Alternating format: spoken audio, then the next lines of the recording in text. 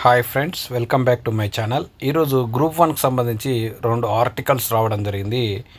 వాటిని పరిశీలించే ప్రయత్నం చేద్దాం. ముందుగా చూడండి, గ్రూప్ 1 గోడు వినేది ఎవరు, అనాథల న్యాయం కోసం గ్రూప్ 1 అభ్యర్థుల ఒంటరి పోరాటం అని చాలా విశ్లేషణాత్మకంగా ఒక ఆర్టికల్ రావడం జరిగింది. ఒకసారి పరిశీలిద్దాం. కోట్లాడి తెచ్చుకున్నటువంటి తెలంగాణలో రాష్ట్రం ఏర్పాటు తర్వాత జరుగుతున్న తొలి నోటిఫికేషన్ అవ్వడం, ప్రభుత్వం భారీ స్థాయిలో గ్రూప్ 1 ఉద్యోగాలను భర్తీ చేస్తుండటం, ప్రభుత్వ పాలనలో ప్రభుత్వ విధానాల రూపకల్పనలో అత్యంత కీలక స్థానంలో ఉండటం, తమ సామాజిక హోదా గుర్తింపును పెంచుకునే గొప్ప అవకాశం ఉండటంతో సహజంగానే గ్రూప్ 1 పరీక్షపై క్రేజ్ ఎంతో ఏర్పడింది.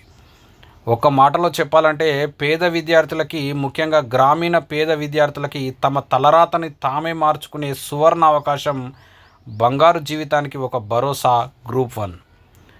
అయితే ఇలాంటి గ్రూప్ 1లో మరి ఎలాంటి అన్యాయాలు జరిగాయో ఈ యొక్క ఆర్టికల్లో విశ్లేషణాత్మకంగా వివరించడం జరిగింది.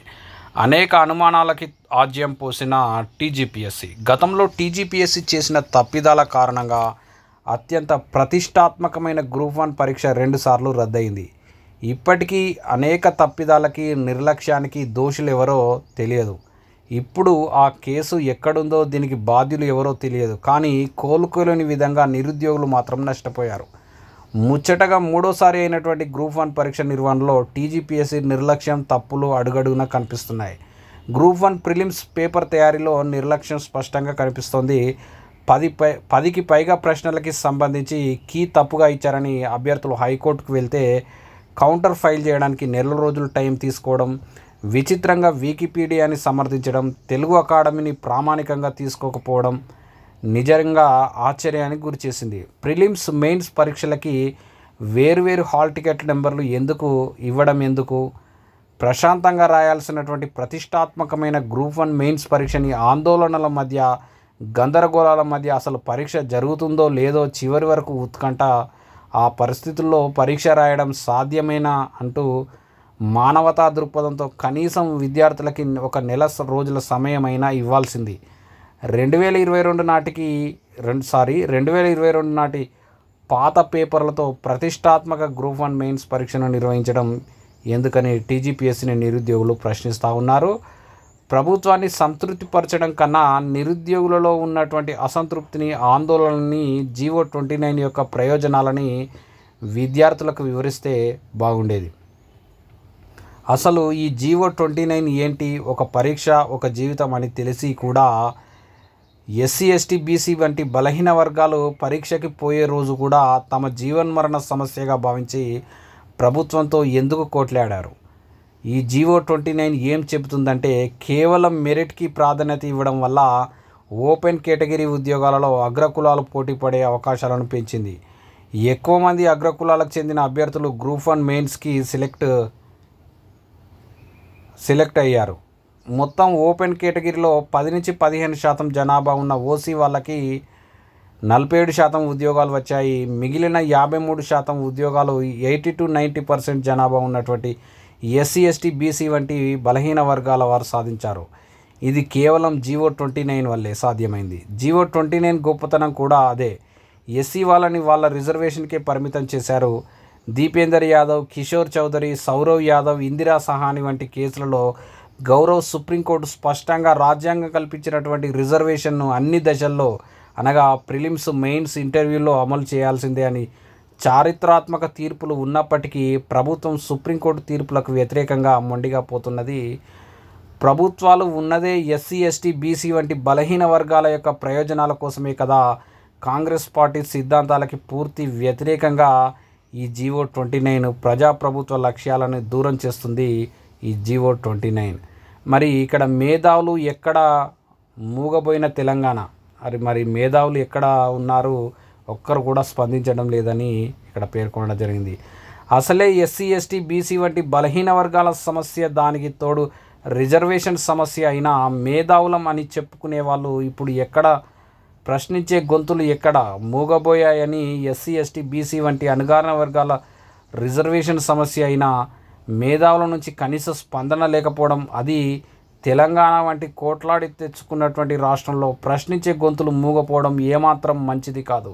Professor Nageswararao, professor Haragopal, Teenmar Mallanna, Jayaprakash Narayana, Akunuri Murali, Addanki Dayakar, professor Kodandaram, Mandakrishna Madiga లాంటి మేధావులు ఎందుకు స్పందించడం లేదు? ఎందుకు ప్రజా ఉద్యమంగా చేపట్టడం లేదు? అటు బీఆర్ఎస్, బీజేపీ, సిపిఐ, సిపిఎం పార్టీలు ఎందుకు పట్టించుకోవడం లేదు? మేధావులు మౌనం వీడట్లేదు. మరి ప్రజాస్వామిక తెలంగాణ ఎలా సాధ్యం? పోరాడి తెచ్చుకున్న తెలంగాణ రాష్ట్ర గౌరవాన్ని ఎలా పెంచుతుందని ఇక్కడ ఇవ్వడం జరిగింది. ఇక తెలుగులో చదవడమే మేము చేసిన పాపమా, తెలుగులో రాయడమే మా శాపమా? నిజంగా చెప్పాలంటే గ్రూప్ 1 పరీక్షలో మన అధికార భాష తెలుగుకి అడుగడుగున అవమానం జరుగుతుంది. తెలుగు అనువాదంలో అస్పష్టత, ప్రశ్నపత్రాల రూపకల్పనలో ఇంగ్లీష్ భాషని ప్రామాణికంగా తీసుకోవడంతో తెలుగు మీడియం విద్యార్థులకు అన్యాయమే కాదు, మాతృభాషకి అవమానకరం. ప్రధానంగా గ్రామీణ విద్యార్థులు తెలుగు మాధ్యమంలోనే గ్రూప్ 1 పరీక్షకు ప్రిపేర్ అవుతారు. యూపీఎస్సీ వంటి పరీక్షల్లో ఇంగ్లీష్లో ఉండడంతో ఐఏఎస్, ఐపీఎస్ అవ్వలేమో అనుకున్న తెలుగు మీడియం విద్యార్థులు గ్రూప్ 1 పరీక్షని ఎంతో ప్రతిష్టాత్మకంగా ప్రిపేర్ అవుతారు. గ్రూప్ 1 అభ్యర్థులు తెలుగు భాషలో సన్నద్ధం అవ్వడం అంటే యుద్ధం చేసినట్లే. తెలుగు భాషలో గ్రూప్ 1 పరీక్ష ప్రామాణిక పుస్తకాలు అందుబాటులో లేకపోవడం, ఇంగ్లీష్ భాషలో ఉన్న యూపీఎస్సీ పుస్తకాలని తెలుగులోకి ట్రాన్స్లేట్ చేసుకొని సొంతంగా నోట్స్ తయారు చేసుకొని గ్రూప్ 1 పరీక్షకు తెలుగు మీడియం అభ్యర్థులు ప్రిపేర్ అవుతున్నారు.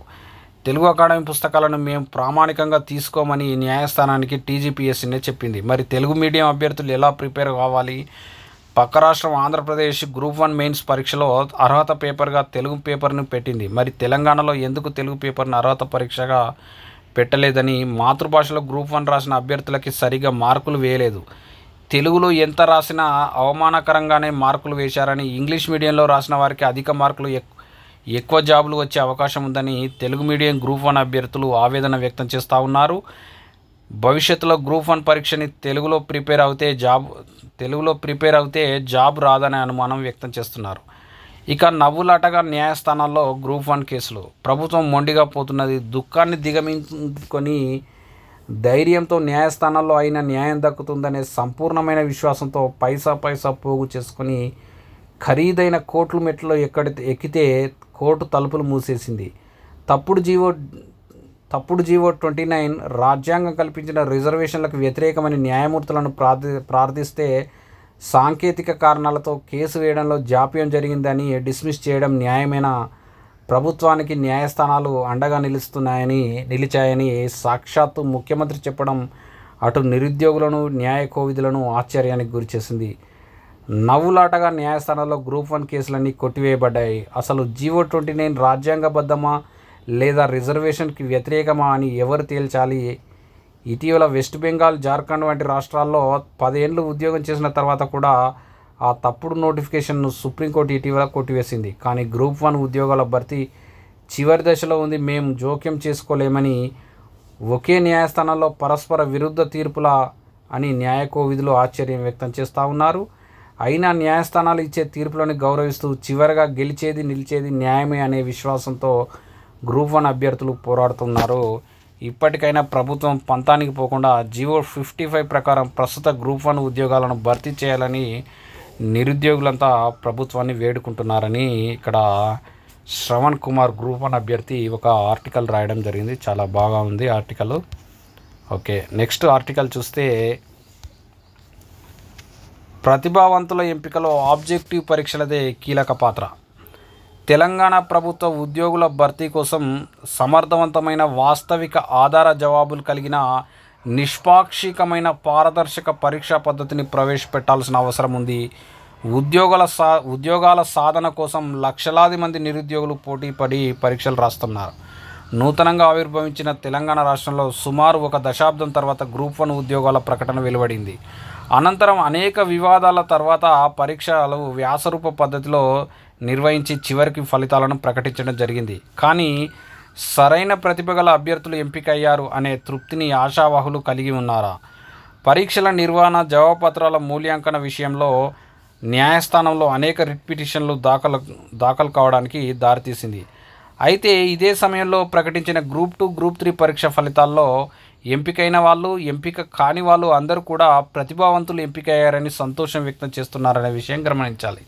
అంటే గ్రూప్ 1 రిజల్ట్స్ వచ్చాకనేమో అసలు నిజమైన అభ్యర్థులు ఎంపిక కాలేదని అనేక కోర్టులో అనేక పిటిషన్లు పడుతుండగా, గ్రూప్ 2, గ్రూప్ 3లో అటు సెలెక్ట్ అయిన వాళ్ళు, సెలెక్ట్ కాని వాళ్ళు కూడా సాటిస్ఫాక్షన్గా, అంటే విన్ విన్ సిచ్యువేషన్ అనేది గ్రూప్ 2, గ్రూప్ 3లో ఉన్నదని, సో ఆబ్జెక్టివ్ విధానం అనేది ఈ డిస్క్రిప్టివ్ విధానం కంటే మెరుగైనదని, ఎలాంటి వివాదానికి తావు లేకుండా ఉంటుందని ఈ యొక్క ఆర్టికల్ యొక్క సారాంశం. వ్యాసరూప రాత పరీక్షలో గరిష్ట స్థాయిలో తప్పులు జరిగి మొత్తం పరీక్షా విధానం మలినమైపోయింది. నిరుద్యోగులు ఎవరినూ నమ్మే పరిస్థితి లేని వ్యవస్థ నుంచి అందరికీ ఆమోదయోగ్యమైన లక్ష్యాత్మక ప్రశ్నలతో కూడిన పరీక్ష విధానాల్లోకి తక్షణమే మారాలని బాధితులు అందరూ కోరుతూ ఉన్నారు. అంటే ఇప్పుడు గ్రూప్ 1 డిస్క్రిప్టివ్లో సరైనటువంటి ఎవాల్యుయేషన్ జరగలేని కారణంగా మరి గ్రూప్ 1 ఎగ్జామ్స్ను కూడా మల్టిపుల్ విధానంలోకి మారిస్తే బాగుంటుందని ఇక్కడ విశ్లేషణ ఇవ్వడం జరిగింది. అభ్యర్థుల సామర్థ్యాలను త్వరితగతిన, పారదర్శకంగా, సమర్థవంతంగా అంచనా వేసే విధంగా రూపొందించబడిన లక్ష్యాత్మక ప్రశ్నలతో కూడిన పరీక్షలు నిర్వహించాలి. దీంతో ఆ పరీక్షల సమయం, ఖర్చు, నిష్పాక్షికత వంటి అంశాలలో సంపూర్ణ న్యాయాన్ని పాటించగలవు. లక్ష్యాత్మక ప్రశ్నలతో కూడినటువంటి పరీక్షల ప్రయోజనాలను పరిశీలించి చూస్తే ఇవి అభ్యర్థుల యొక్క జ్ఞానం, విశ్లేషణ సామర్థ్యం, నిర్ణయాధికారాన్ని పరీక్షించడానికి రూపొందించారు. శాస్త్రీయంగా ఆబ్జెక్టివ్ పరీక్షల విశ్వసనీయత చాలా ఎక్కువ. వీటి రూపకల్పన న్యాయమైన ప్రమాణాలతో తయారవుతుంది. ఒక అభ్యర్థి ఎన్నిసార్లు పరీక్ష రాసినా సమర్థతతో సమానమైన ఫలితాలను పొందే అవకాశం ఉంటుంది. సమగ్రతను పాటిస్తూ జాతి, లింగం, ప్రాంతం అనే విషయాలకు అతీతంగా ఉంటాయి. పోటీ పరీక్షలకు లక్షల సంఖ్యలో అభ్యర్థులు హాజరవుతున్న పరిస్థితుల్లో తగిన పరీక్షా పద్ధతులు ప్రభుత్వాలు అనుసరించాలి. పారదర్శకంగా పరీక్షలు నిర్వహించాలి. తక్కువ సమయంలో ఫలితాలు ఇవ్వగల సామర్థ్యం ఆబ్జెక్టివ్ తరహా ఎగ్జామ్స్కి మాత్రమే ఉంటుంది. అంటే ఇక్కడ ఈ ఆబ్జెక్టివ్ ఎగ్జామ్స్ పెడితే ఎవరి యొక్క ఎవాల్యుయేటర్ యొక్క పాత్ర ఉండే అవకాశం తక్కువగా ఉంది. ఉదాహరణకు ఉర్దూ మీడియంలో రాసిన, తెలుగు మీడియం, ఏ మీడియంలో రాసిన సమానమైన మార్కులు వచ్చే ఉంది. మరి లాంగ్వేజ్ కానీ, భాష కానీ, కులం కానీ, మతం కానీ, వారి భాష కానీ ఎఫెక్ట్ చూపించే అవకాశాలు తక్కువ.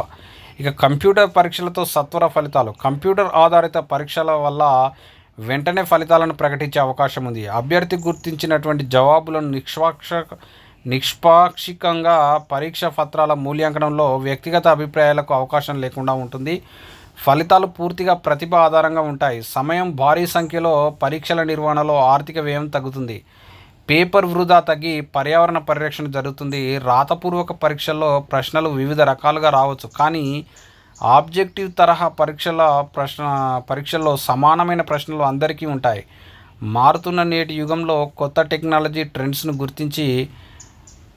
గురించి పరీక్షించడానికి ఆబ్జెక్టివ్ టెస్టులు సరైన మార్గం. రాత పరీక్షల్లో సమీక్షకుని యొక్క అభిప్రాయం ఆధారంగా మార్కులు తగ్గిపోయే లేదా ఎక్కువ వచ్చే అవకాశాలు ఉన్నాయి. ఎవాల్యుయేటర్ యొక్క ఆలోచన ఆధారంగా అతను ఎక్కువ మార్కులు ఇవ్వచ్చు, లేదంటే తక్కువ మార్కులు ఇవ్వచ్చు. దానివల్ల ఒక అభ్యర్థికి న్యాయం జరగడం, ఒక అభ్యర్థికి అన్యాయం జరిగే అవకాశం ఉంటుంది.